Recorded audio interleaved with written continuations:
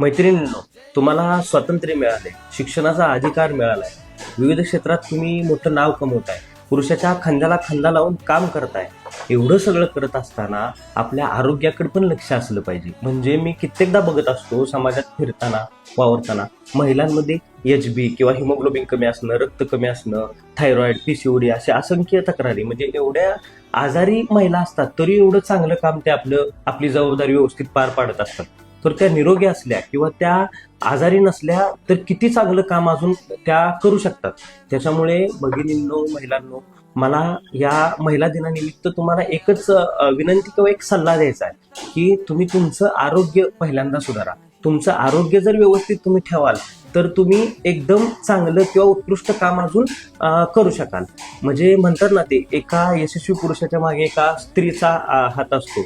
मी तर उलट म्हणतो, एखाद्या यशस्वी कुटुंबाच्या मागे एका स्त्रीचा हात असतो. एवढं म्हटलं तरी वावगं ठरणार नाही. पण कधी जर तुम्ही व्यवस्थित आहे, तुमचं आरोग्य व्यवस्थित आहे, तर तुम्ही अजून चांगल्या प्रकारे तुमच्या कुटुंबाची काळजी किंवा तुमचं काम व्यवस्थित पार पाडू शकता.